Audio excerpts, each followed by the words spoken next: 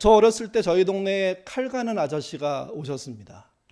이렇게 통 하나 메고 칼 갈아요 이렇게 외치면서, 또는 이제 동네를 이사가 보니까 자전거에 그 칼 간다는 그 칼통을 하고 이렇게 오는 거죠. 그래서 칼 갈아요 소리를 지르면 칼을 갈아야 될 사람들이 집에서 칼 갖고 나옵니다.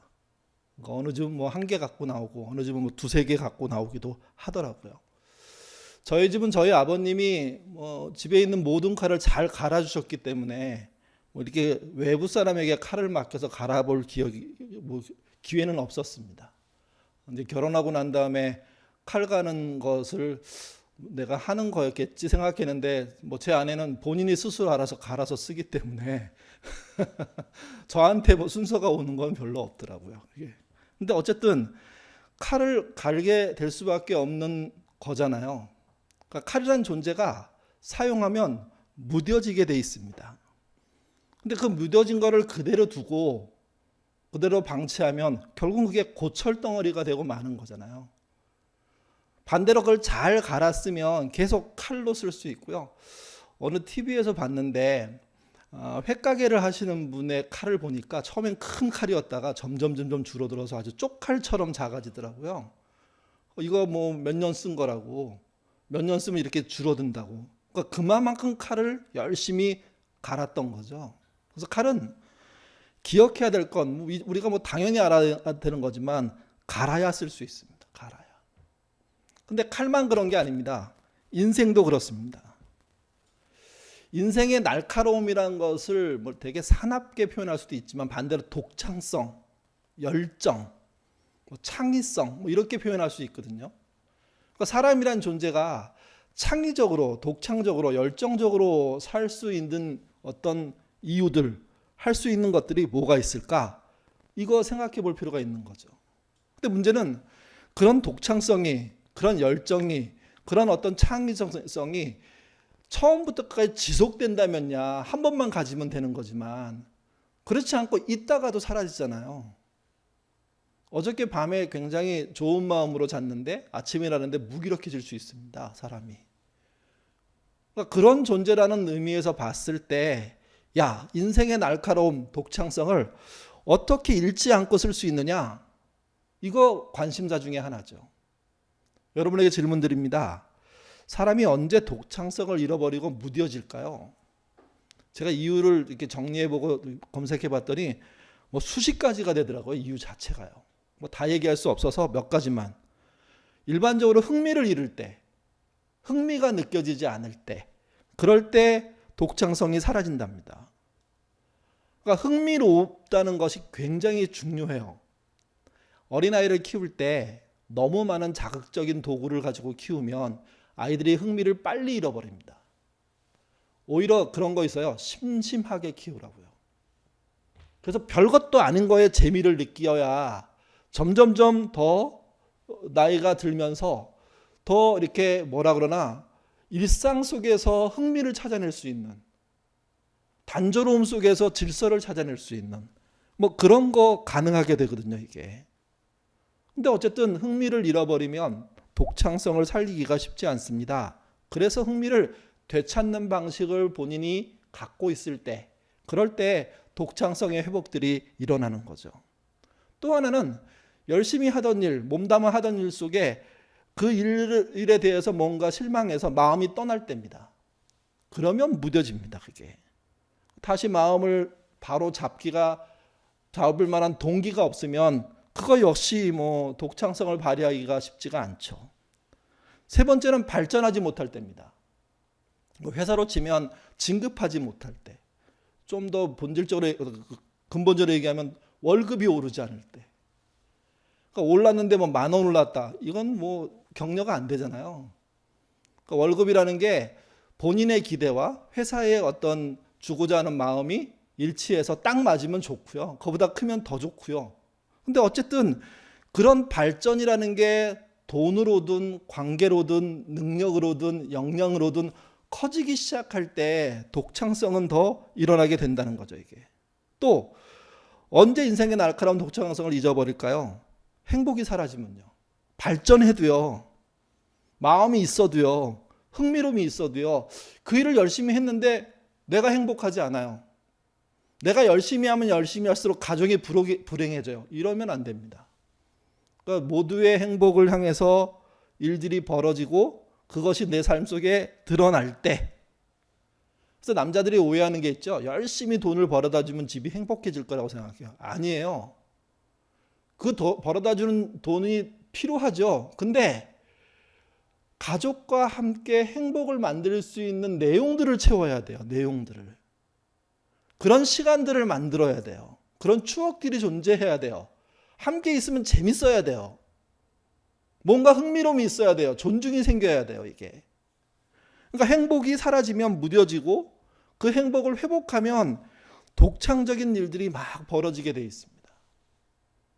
마지막으로 제가 생각한 것 하나 더는요, 매너리즘에 빠질 때입니다. 항상 틀에 박히는 일, 일정한 방식, 태도, 그것을 취함으로 신선미가 떨어질 때, 그러면 당연히 독창성이라는 게 사라지죠, 이게. 그 매너리즘을 극복할 수 있는 방법들을 찾아야 하는 것이고, 이게 우리 인생의 숙제들입니다. 여러분, 여러분의 삶은 요즘 무뎌진 칼과 같으십니까? 아니면 날카로운 칼과 같으십니까?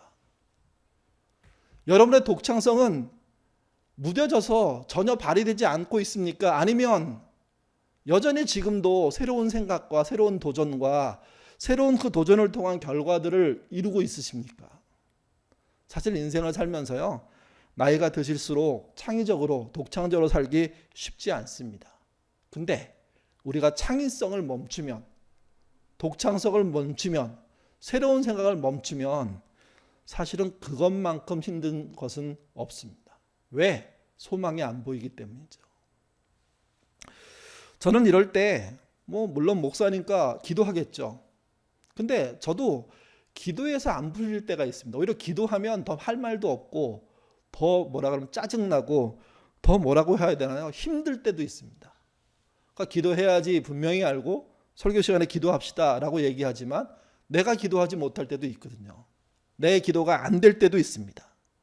그때 제가 그동안 해온 방법은 어떤 거냐면요, 그냥 고생스러운 일을 합니다. 또는 힘든 일을 합니다. 땀을 많이 흘리는 일을 합니다. 이게 이제 만약에 누군가에게 봉사할 일이 있으면 쫓아가서 그냥 해버리는 거예요. 가서 땀 흘려주고, 어떤 교회에 가서 이렇게 그 교회가 리모델링 하는데 뭘 치워야 돼. 그럼 그냥 가서 밥 한 끼 짜장면 하나 얻어 먹으면서 그냥 땀을 흘려버리는 거예요. 흘려버리는 거. 근데 그런 일이 늘 발생하는 건 아니잖아요. 그래서 제가 오래전부터 했던 게 뭐냐면 등산입니다. 그리고 주로 이럴 때는 악산을 종주하는 일들을 합니다. 북한산 종주라든지, 그래서 불광동에서 출발해가지고 100군데까지 7, 8시간 죽도록 거의 이렇게 탈진할 정도로 막 올라가고, 안 올라가보던 바위들 올라가서 그 전망을 보고 하면서 걸어 다니면서 기도하는 거, 또는 설악산 그래서 한 10시간, 12시간, 14시간 이렇게 걷는 거, 치악산이라든지 지리산. 저는 많은 산은 가보지 못했는데요, 지금 말씀드린 사람들은 가게 되면 자주 가죠. 지리산 빼놓고는 가려고 해봅니다. 이유는 간단해요. 적어도 한 10시간, 많게는 한 15시간 동안 오직 걷는 일에만 집중하면서 몸에 있는 물을 다 빼는 겁니다. 가능한 한 물을 적게 먹고, 먹는 것도 적게 먹고, 그러면서 내가 왜 이렇게 땀을 흘려야 하지? 내가 왜 이렇게 힘들어하지? 이런 생각을 계속합니다. 그리고 기도하겠죠. 실제 기도하고요. 그러면서 기도가 나오기 시작하잖아요. 그럼 찬양이 나오기 시작하더라고요. 그러면서 저는 회복이 됩니다. 이게.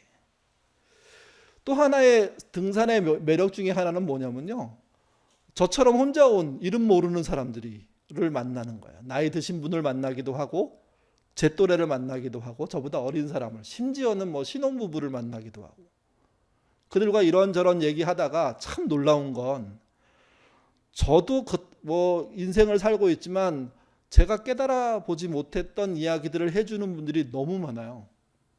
근데 그분이 평범한 노동자고, 자그마한 회사에 다니는 사람이고, 자영업을 망치고 온 사람이고 뭐 이런 거예요. 우리로 치면 일당의 그냥 평범한 사람들이죠. 근데 그들을 통해서 좀 죄송한 말이지만 저는 하나님의 음성을 듣는 것처럼 색다른 도전들을 받을 때가 많습니다. 저는 땀 흘리고 다른 모르는 사람과 대화를 통해서 사실은 신앙의 골방 같은 거를 회복하는 경험들이 꽤 많거든요. 이게 가을이잖아요. 여러분 집에만 계시지 말고 땀 많이 흘리는 그런 등산 같은 거 좀 해보시면 좋을 것 같아요. 그리고 그 산에 올라가는 목적이 그저 그냥 산 가는 즐거움이 아니라 이 산을 통해서 나를 좀 깊게 돌아다보고 내가 왜 이렇게 무뎌졌지? 한 번 더 생각해보는 그런 기회를 삼으시면 그 등산이라는 게 전혀 새로운 국면들을 만들어내거든요. 저에겐 등산이지만 어떤 분에게는 다른 내용일 수도 있습니다. 그런 방식들을 찾아낼 수 있어요. 천변을 걷는다든지 자전거를 탄다든지 아니면 생각난 친구를 만나서 대화를 한다든지 어쨌든 봉사를 나간다든지 그런 식의 일들을 통해서 내 삶의 틀들을 새롭게 바꿀 필요가 있다는 거죠. 아까 읽은 본문이지만 오늘 본문 다시 한번 읽었으면 좋겠습니다. 같이 한번 읽죠. 철 연장이 무뎌졌는데도 나를 갈지 아니하면 힘이 더 드느니라. 오직 지혜는 성공하기에 유익하니라. 철이란 연장은 반드시 갈아서 사용해야 됩니다. 그래야 그 날카로움으로 할 수 있는 일을 하죠. 칼이든 농기구든 또는 도끼든 뭐 상관이 없습니다. 근데 중요한 건 그 본문에 나와 있는 성공이라는 단어입니다. 히브리어 카세르란 말은요. 세 가지 뜻이 다 적용돼야 됩니다. 첫 번째가 번영하다. 그리고 어떤 일을 성공시키다. 그럼 마지막이 뭐냐면 옳다라는 뜻입니다. 이 말을 연결시키면 이런 말이 돼요. 올바르게 사용해서 찾아오는 결과가 여기 말하는 성공이라는 거죠. 올바르게. 그게 다른 말로 번영이라는 거죠. 이게. 그래서 정리하면 정당한 성공, 명예로운 성공, 그게 그 본문이 말하는 성공입니다. 그러니까 수단 방법 가리지 않고 칼 휘둘러서 남에게 상해 입히고 심지어 죽이면서 내 것만 다 모아다가 하는 성공은 여기서 말하는 성공이 아닙니다. 철을 날카롭게는 했을지 모르지만 철이 흉기가 되는 거니까 그거는 본문이 말하는 성공이 아니에요. 명예로운 성공, 정당한 성공, 그게 필요하다는 거죠. 이게. 메시지는 이걸 이렇게 번역했습니다. 잊지 마라. 도끼날이 묻을수록 일은 더 고되다. 머리를 써라. 머리를 많이 쓰면 쓸수록 힘쓸 일이 적어진다. 여러분 이때 머리를 쓴다는 이야기는 신자의 입장에서는 기도하라는 얘기입니다.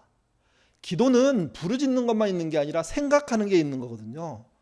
하나님께 질문하는 게 있고 기다리다가 어느 날 깨달아짐이라는 게 있고 다시 그 깨달음을 확인하고 구체적으로 그거를 풀어가는 과정들이 존재하는데 그게 머리를 쓰는 거예요.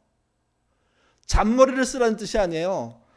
정중앙에 문제를 놓고 그 문제를 해결하기 위해서 본인 스스로 그 안에 뛰어드는, 그래서 머리를 쓰는, 합리적으로 사고하는, 하나님과 대화하는, 기도해내란 말이죠. 이게 그렇게 해서 옳은 것을 선택하고 그렇게 해서 옳은 성과를 내는 것, 그게 전도서 10장 10절이 말하는 오직 지혜는 성공하기에 유익하니라 할 때 성공이라는 뜻입니다. 이게. 잠언 10장 10절과 연계되는 성경 구절이 있습니다. 전도서 10장 10절과 연계되는 성경 구절이 있는데요. 그게 잠언 27장 17절입니다. 이 구절이 사실은 더 유명하죠. 같이 읽겠습니다. 철이 철을 날카롭게 하는 것 같이 사람이 그의 친구의 얼굴을 빛나게 하느니라. 앞에 이야기에서는 그냥 연장끼리 부딪히는 얘기를 했는데 잠언 27장 7절에서는 철과 철의 이야기를 하다가 갑자기 그게 사람으로 싹 바뀝니다. 의인화됩니다. 그리고 사람의 얼굴이 빛나게 하는 게 사람이다. 이렇게 말합니다. 사람끼리 부딪히는 거. 이 부딪힘이란 표현이 우리는 되게 이렇게 불편한 표현이에요. 사람과 안 부딪히고 싶죠.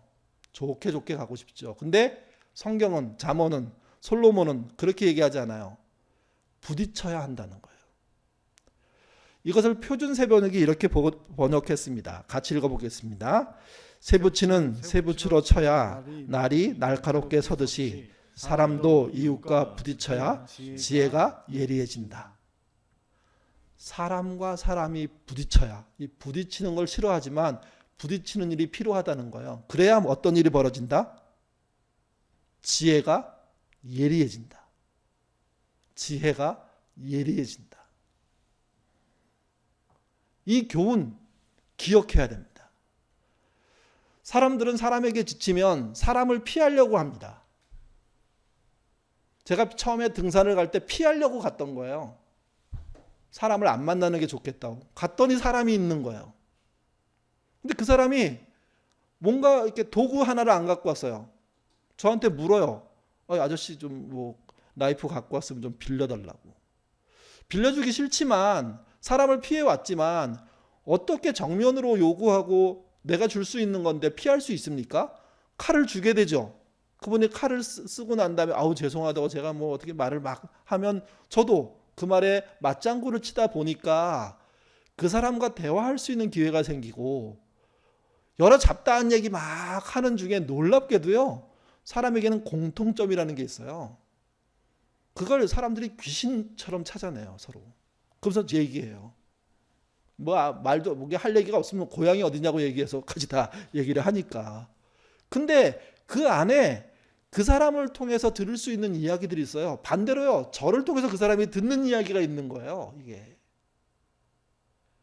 그러니까 생전 모르는 사람들과 서로 부딪혀서 일을 할 때도 실제 그들을 통해서 지혜가 예리해지는 일들이 벌어지는 것처럼 이 일은 모르는 사람에게만 벌어지는 게 아니라 아는 사람을 통해서도 이루어질 수 있는 일이에요. 아니 이루어져야 하는 일이잖아요. 여러분 인생을 살면서 알게 되는 게 뭐냐면 어렸을 때는 부모님이 나에게 가장 큰 선생님이었고요. 지혜를 주는 분이었고요. 좀 더 크면 형제들이 나한테 그런 걸 주죠. 결혼하면요. 제 입장에서는 아내가 그걸 줍니다. 아이들이 낳고 아이들이 크면요. 아이들이 저에게 그런 지혜를 주거든요. 사람은 그렇게 받지 않으면 그렇게 살지 않으면 살 수가 없는 존재예요. 이때 제일 중요한 것이 무엇이냐? 부딪히는 거예요. 갈등을 일으키는 분이 있습니까? 여러분 찾아가서 부딪히셔야 돼요. 욕을 하고 싸우더라도 한번 싸우셔야 돼요. 그리고 난 다음에 속을 풀고 미안하다고 얘기하고 회복할 수 있는 거잖아요. 그러고 나서 배우는 건 다릅니다. 오늘 본문이 주는 교훈을 세 가지로 제가 정리해 봤는데요. 첫 번째가요. 철이 날카롭게 합니다. 이건 다른 말로 하면 사람이 날카롭게 하는 거죠. 이때 날카롭게 한다는 말은 상태적인 면에서는 끝이 날카로워지는 거예요. 예리해지는 거예요. 근데 이거를 사람에게 대입시키면 독창성이 생기는 거죠. 창의적인 생각이 생기는 거죠. 또 하나는 의지적인 면에서 봤을 때는 기세 따위가 격렬해진다는 뜻이에요. 사람으로 치면 열정을 갖는다는 거예요. 철을 친다는 의미를 의인화시키면. 그리고 마지막으로 결과의 면에서 보면 빛나게 합니다. 사람도 역시 칼도 갈아놓으면 빛나는 것처럼 사람도 역시 잘 갈려서 독창적인 의지를 가지고 열정을 갖고 사는 사람들은 빛나게 되어 있습니다.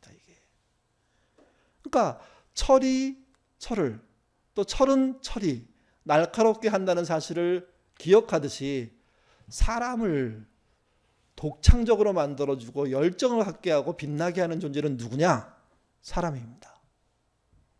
여러분과 가까이 하는 사람과의 부딪힘을 무서워하지 말고 나를 날카롭게 격렬하게 빛나게 만드는 그런 협력자로 생각하고 그 사람과의 갈등을 해결하려고 초점 맞춰 노력하다 보면 예상치 못한 나에게 생기는 독창성과 열정과 빛남들이 존재한다는 거죠. 그런 경험 많으셨으면 좋겠습니다. 두 번째, 지혜로운 친구가 필요하다는 이야기를 잠언 전도서는 계속합니다. 잠언과 전도서에서 나오는 친구는 둘밖에 없어요. 어리석은 친구와 지혜로운 친구. 어떤 친구를 친구로 삼으시겠습니까? 네?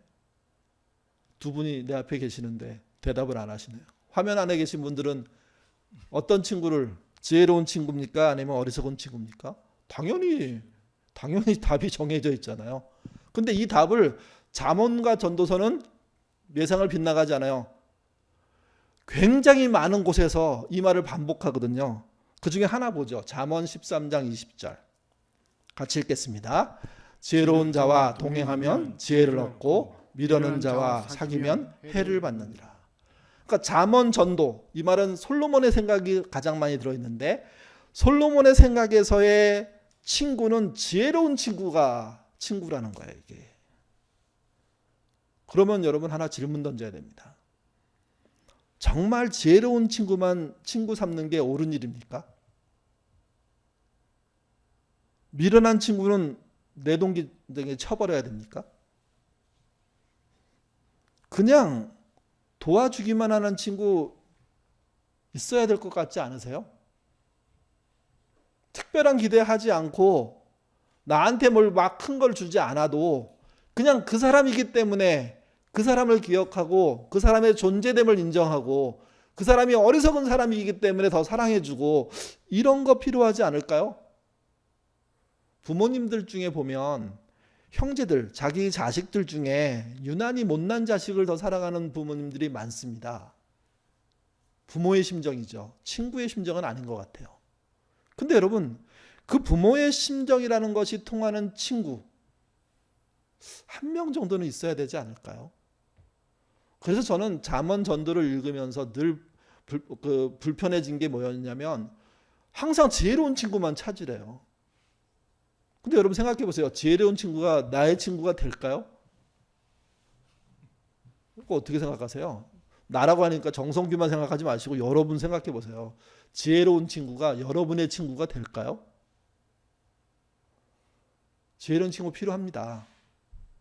근데 잠언처럼 생각하지 않으셔야 됩니다. 어리석은 친구를 내동댕이 치는 거 문제 있습니다. 지혜로운 친구만 따라가지 말고 지혜로운 친구가 있으면 좋죠. 그러나 여러분 어리석은 사람의 친구 또한 대해주셔야 됩니다. 그게 아마 신약의 정신일 겁니다. 예수님의 정신일 겁니다. 예수님 입장에서 제자들이 뭐가 지혜로운 친구예요? 한결같이 문제 있는 애들이죠. 근데 예수님은 그들을 놓고 배신하셨나요? 아니죠. 그들의 영원한 친구가 되겠다고 하셨잖아요. 그래서 철이 철을 날카롭게 하는 사람의 관계 속을 생각할 때 우리가 너무 욕심내서 지혜로운 사람만 내 옆에 두겠다고 이득이 되는 사람만 내 옆에 두겠다고 생각하는 건 잘못하는 것일 수도 있습니다. 지혜로운 친구 많으셨으면 좋겠고요. 그러나 어리석은 길을 가는 친구 또한 버리지 않으시는 그런 신앙인 되시기를 바랍니다. 마지막으로 세 번째는요. 그러면 당신은 지혜로운 친구이냐 하는 겁니다. 어떤 마을에 예수 믿는 한 신자가 농사를 짓고 있었습니다. 보통 물이라는 게 논에 들어올 때 계곡물을 통해서 이렇게 위로부터 밑으로 내려가잖아요. 근데 어느 해 가뭄이 너무 많이 들었어요. 자기 논에 농부가 물을 대기 위해서 정말 낮에 내내 노력해갖고 물을 어느 정도 채웠어요. 그래서 잘 가두어 놨는데 새벽에 다음날 아침에 가보니까 밑에 논에 있는 사람이 자기 논에 있는 것을 뚫어가지고 물을 다 밑으로 다 끌어가 버린 거예요. 얼마나 화가 나요. 그래서 밑에 논 주인에게 찾아가서 막 따졌죠. 어떻게 이럴 수가 있냐고. 내가 물을 가두어서 만들어 놓은 건데 이걸 쏙 빼가면 우리는 어떡하냐고.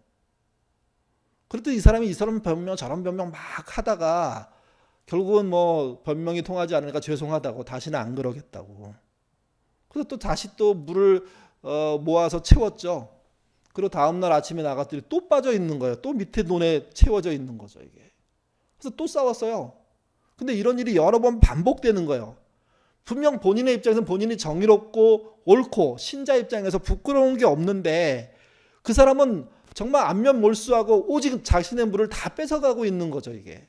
하나님께 기도합니다. 이 문제를 어떻게 해결했으면 좋겠냐고. 제가 옳은 것 같은데 왜 저 사람은 그 얘기를 이해하지 못하느냐고. 본인이 그렇게 그 사람에게 퍼붓고 싸우고 뭔가 동네 사람들에게 지지를 받으면서 당신이 옳다는 얘기를 들었는데 문제는 이거였어요. 밤에 잠을 자려고 하는데 본인이 편안하지가 않은 거예요. 보통은 본인이 정당한 일을 하면 편안했거든요. 괜찮았거든요. 상대방이 좀 고집을 피운다고 하더라도 본인이 옳은 길을 걸어가고 있으니까 괜찮다고 생각했는데 그게 안 된 거예요. 그래서 새벽에 일어나서 기도했습니다. 혼자. 주님, 제가 정당한 일을 하는데 왜 이렇게 마음에 평안이 없습니까? 그리고 난 다음에 약간의 깨달음이 생겼어요. 근데 그 깨달음이 이런 거였어요. 야, 너는 왜 정당한 일만 하려고 하지 위대한 일이라는 걸 생각해 보지 못하냐? 왜 정당함을 넘어가지 못하냐는 거죠. 여러분, 너무 정의를 외치는 사람들은요, 사실은 정의에 갇혀 사는 사람일 수도 모릅니다. 세상은 정의로만 풀리지 않아요. 정의를 넘어서는 행동을 하는 사람들에 의해서 길이 열리거든요. 그러니까 정의롭지 않아야 된다는 얘기가 아니라 정의롭지만 정의를 통대로 한 걸음 더 높이 갈 수 있는 방법을 찾아야 돼요. 그 농부가 깨달은 거면 그걸 위대한 일이라고 생각한 거예요. 정의보다 더 높은 게 위대한 일이라는 거죠. 이게. 그 말에 그 깨달음이 생기고 난 다음에 오히려 기도가 더 격렬해졌어요. 하나님, 도대체 정당한 일보다 더 위대한 일이 뭡니까? 공평과 정의보다 위대한 일이 뭡니까? 그러다가 그가 깨달은 게 그거예요. 내가 너희에게 베풀어 준 것처럼 너도 그렇게 하라고 그랬잖아. 하는 깨달음이었어요. 이때 베품을 주신 분이 주님이죠. 내가 너희에게 베품 준 것처럼 너도 다른 사람에게 그렇게 해라. 그게 위대함이다 하는 깨달음을 스스로 가진 거예요. 근데 방법이 생각이 안 나요. 도대체 뇌물을 뺏어가는 사람에게 나는 어떻게 위대한 일을 할 수 있을까? 혼자 떼구르르 그러며 기도하고 며칠을 힘들게 지내고 난 다음에 어느 날 갑자기 확 깨달아졌어요. 야, 어차피 내가 논에 물을 채우면 그 사람이 새벽에 와서 또 빼갈 건데 아예 처음부터 밑에 논과 우리 논을 같이 채우자 그냥. 그래서 어느 날 나가서 힘들지만 두 논의 물을 다 채워버렸어요. 그리고 그 다음날 나가봤더니 그 물이 그대로 있는 거예요. 놀라운 건 그 밑에 논 주인의 반응이에요. 깜짝 놀란 거죠. 자신의 물을 빼러 나갔는데 자신의 논에 물이 차 있는 거예요. 위에 논에 또 물이 차 있고 그 물을 빼지 않아도 되는 거예요. 그때서야 그 밑에 논의 주인이 야, 이거 내가 잘못 생각하고 더 악하게 생각하고 이렇게 살면 안 되겠구나 하는 생각을 처음 했다는 거죠. 이게. 여러분, 데살로니가후서 3장 9절에 이런 말씀이 있습니다. 같이 읽어보죠. 우리에게 권리가 없는 것이 아니요 오직 스스로 너희에게 본을 보여 우리를 본받게 하려 합니다. 신앙인의 전통의 핵심이 뭐였냐면 본을 보여 본받게 하는 거랍니다. 이 모델은 누굽니까? 예수님이죠. 예수님이 희생하시는 것을 본으로 보여주셨으니 신자들이 세상에서 권리를 찾아먹기에 급급한 게 아니라 권리를 내려놓고 포기하고 희생할 수 있는 존재로 갈 수 있는 길들을 연 거죠. 이 말을 오늘 금방 들은 예화를 통해서 말씀드린다면 정의롭고 정당한 일을 넘어서는 위대한 일을 할 수 있는 게 신앙이라는 겁니다.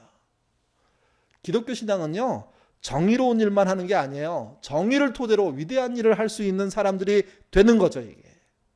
그럴 때 부딪힘을 통해서 사람을 얻을 수 있습니다.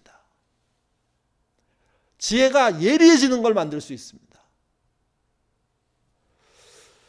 우리는 이런 친구를 어디서 얻을까? 저는 아둘람에서 여러분이 얻으셨으면 좋겠습니다. 아둘람이 안 되면 교회에서 얻으셔야 된다고 생각합니다.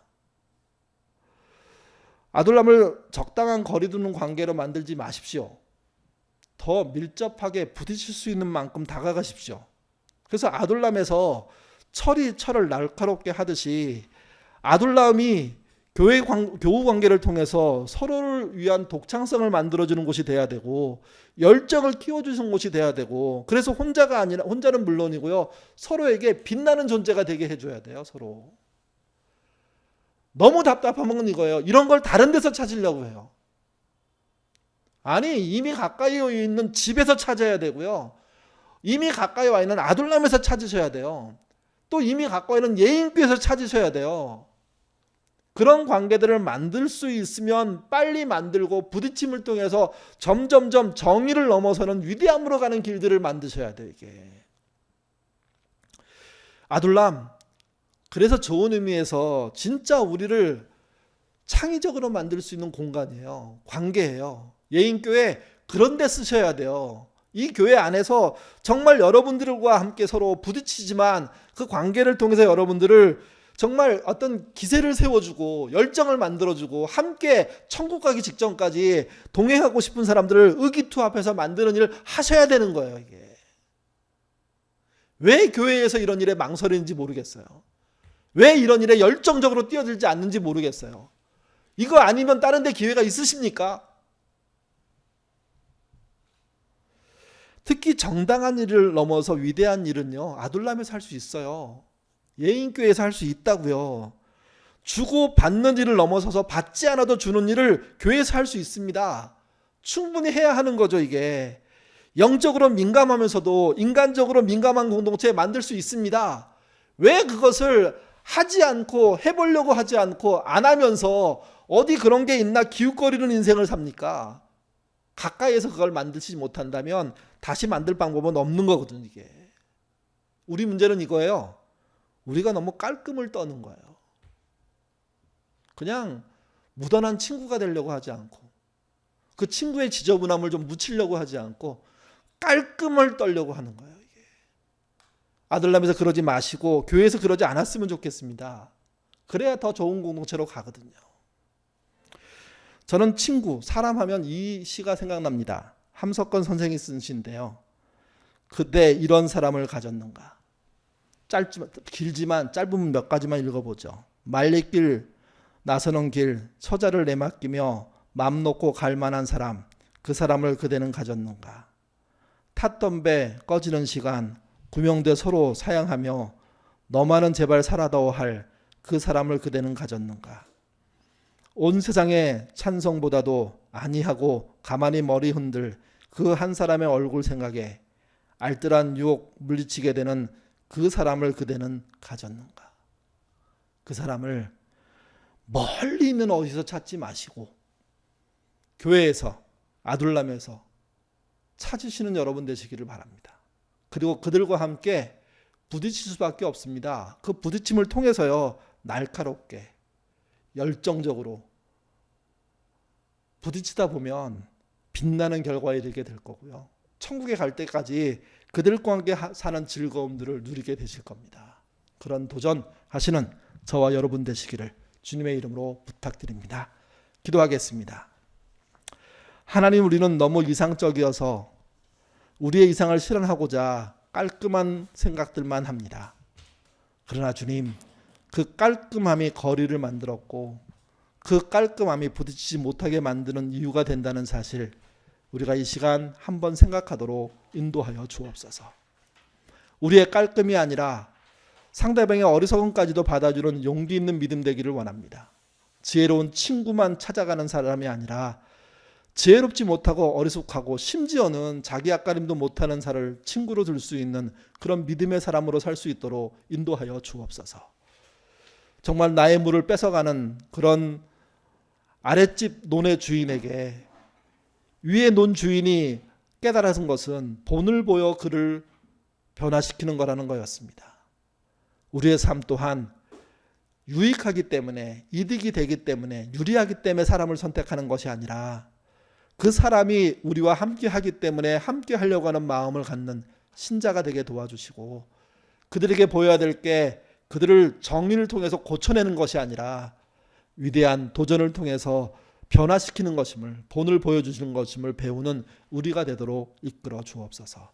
아둘람에서, 예인교회 안에서 서로의 부딪힘을 통해서 정말 지혜가 예리해지는 일들이 많이 벌어지게 하시고, 그런 친구 관계들, 그런 선후배 관계들이 흘러넘치는 교회 되도록 이끌어 주시며 천국 갈 때까지 그들이 함께 하는 것으로 정말 행복하도록 인도하여 주옵소서.